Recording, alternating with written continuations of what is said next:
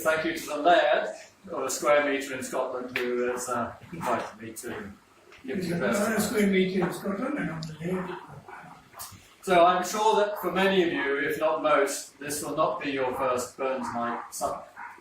Alas, this is my first, and it has taken me over 70 years to achieve it. It's surely a reflection on the inclusiveness and friendliness of the Fisherhaven community that Neil has invited me along tonight. And he wasn't slow in asking me to give this address, which makes me wonder how many of you might already have turned down this esteemed honour to avoid the stress of having to write it. You're the best man for that job. You are indeed. Or some of you might have just said, "Not me again, thank you." I just hope that previous toasters, if that is the correct term, have not focused on the same aspects as I have. If you have, I will apologise in advance for the repetition. Inclusiveness and friendliness are also two words that can be associated with our national poet, Robert Burns, who we celebrate today on his 265th birthday. By all accounts, he was a gregarious fellow who liked to go down to the pub for a drink or two and who enjoyed his friendships, especially with those of the female sex. So why do Scots continue to celebrate this day and honour the man with a few words of wit, praise and poetry, and of course savour the haggis to the sound of the pipes? I'm sure that getting one up on the Sassenach south of the border has quite a lot to do with it. But since Burns' fame is arguably greater than Shakespeare's due to his global hit, Auld Lang Syne, even though many who try to sing it do not know that he wrote it. No other poet or writer in the world is celebrated on such a scale, and the Scots are not going to forfeit such a tradition anytime soon. At the outset, I must confess that I have never been one to appreciate, fully understand and enjoy poetry seriously, aside that is from the limerick and basic rhyming verse. But in preparation for this address, I have to admit to really enjoying reading some of Robert Burns' more well-known poems. I didn't have time for the rest. They are easily relatable and can be humorous, poignant, romantic, and satirical.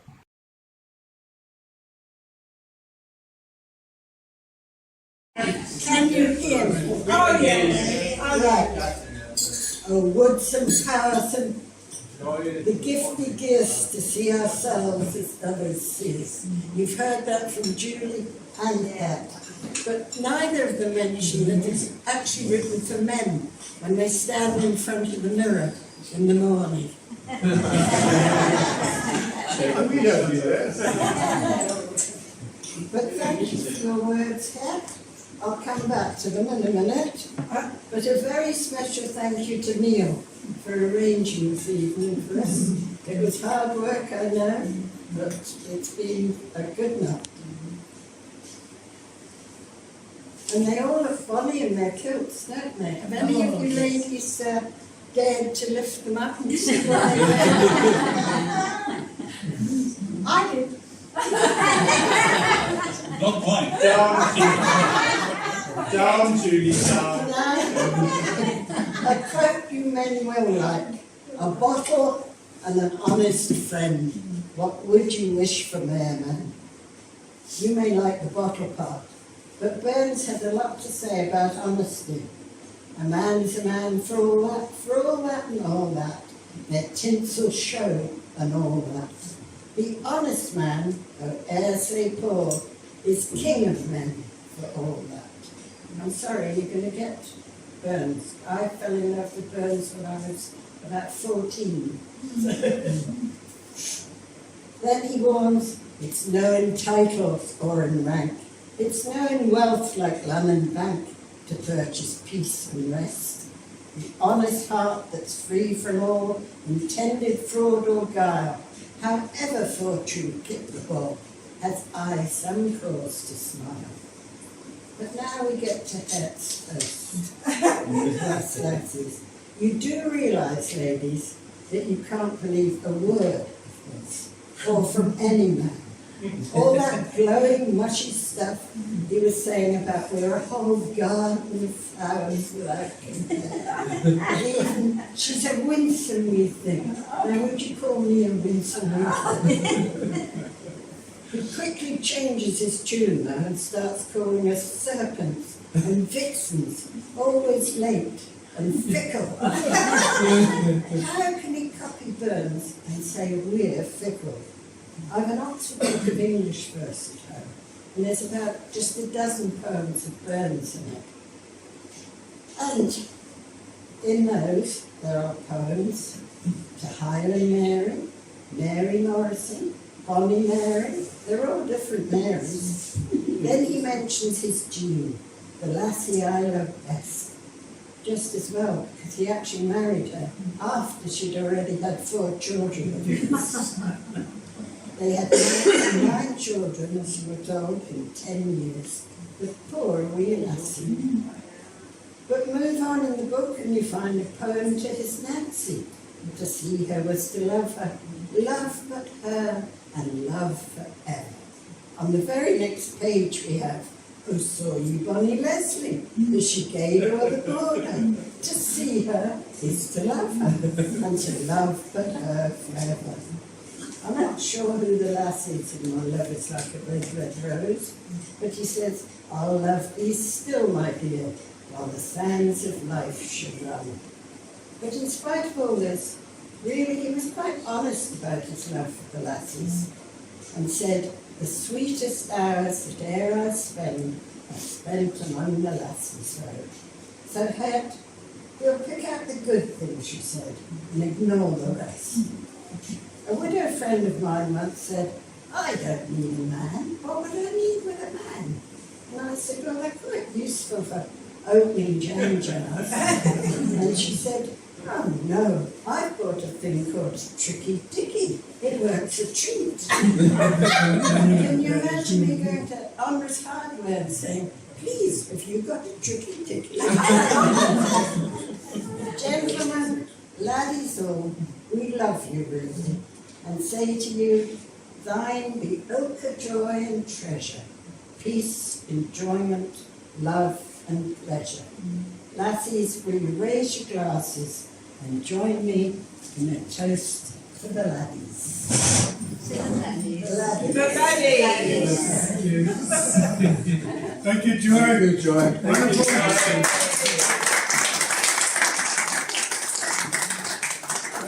Everybody's drawing towards an end, but Peter wants to play us a rather clever thing. It's a bit difficult, I found, called Pumpkin's Fancy. So, you're going to play us the Pumpkin Fancy. Thank you.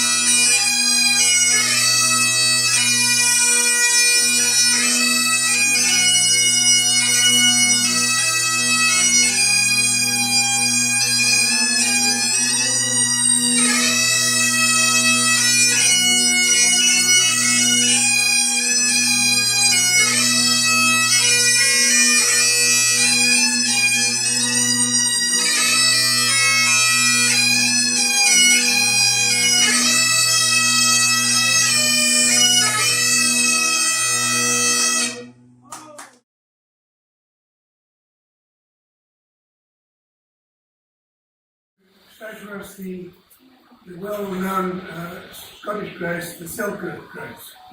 But Robbie Burns didn't write it, but he was very fond of it. May I stand right here? You may. Thank you, Graham. Some hay meat that cannot eat, and some what eat that want it. But we hay meat and we can eat. Say let the Lord be thanked. Thank you. Soup. Have we got soup? Well, that's a good question.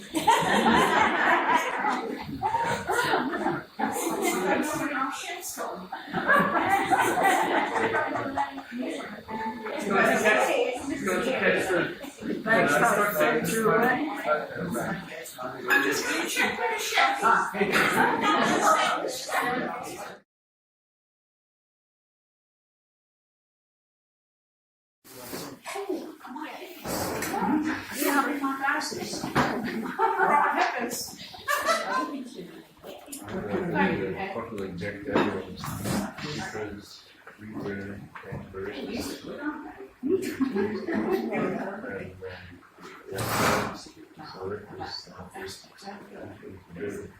The wise words of Rabbi Burns.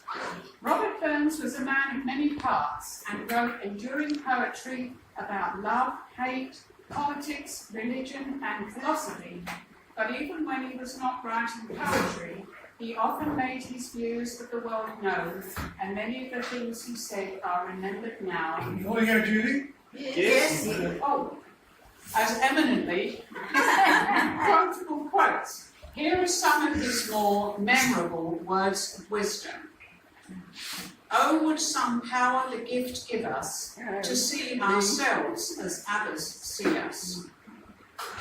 A woman can make an average man great and a great man average. The best laid schemes are mice and men, gang aft agley, and leave us naught but grief and pain for promised joy. The best laid plans take 40 years to complete. There is no such uncertainty as a sure thing. But pleasures are like poppies spread. You seize the flower, its bloom is shed. Or, like the snowfall in the river, a moment white, then melts forever. Nay man can tether time or tide. How wretched is the person who hangs on by the favours of the powerful. Ye hypocrites, are these your pranks, to murder men and give God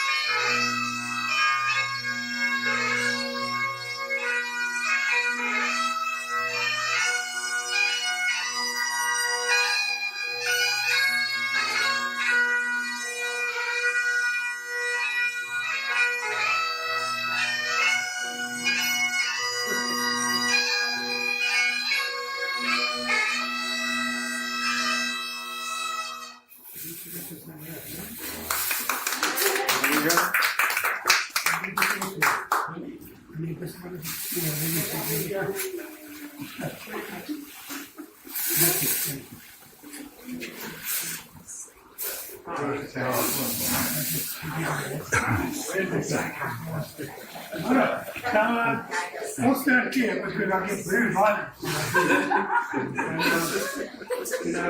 Mark looked like the last calm saver. When it comes to a haggis, it's another story. Look at the haggis.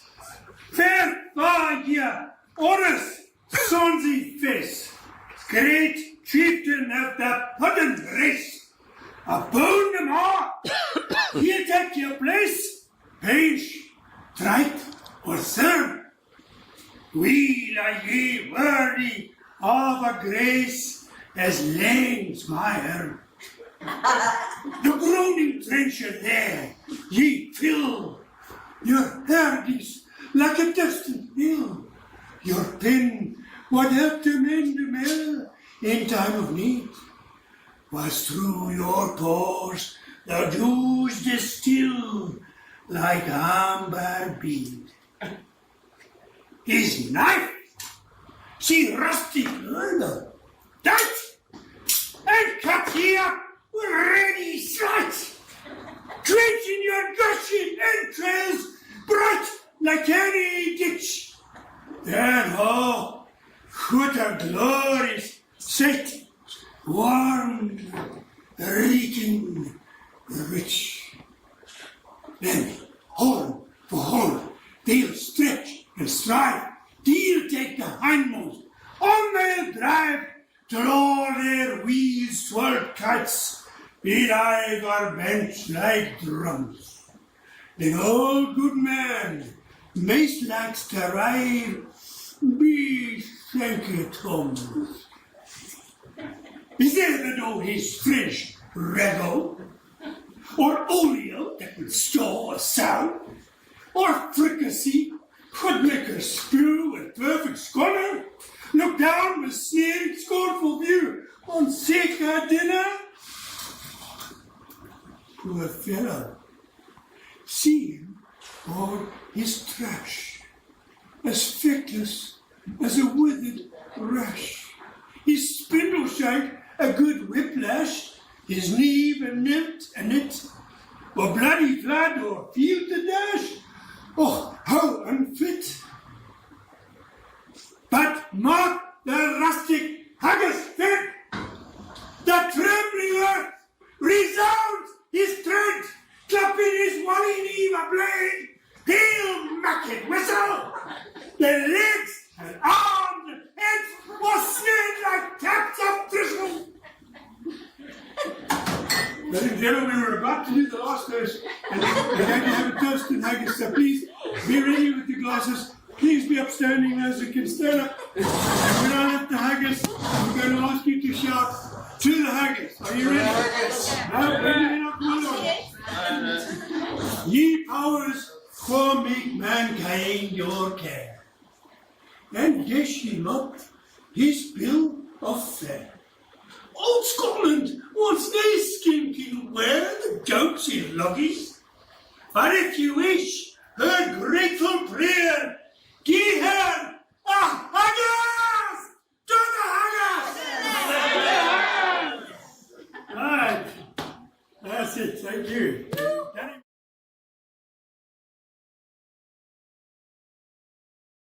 A lot of people have, these are things that I want to say and need to be said. So an enormous thanks to all of you who are here tonight. Just being here, your attendance, have made this a very memorable occasion, and I thank you most sincerely for being here. This year was a pilot for the possible future Burns nights, and maybe next year will be more people in a bigger venue, who knows. But thank you for being here.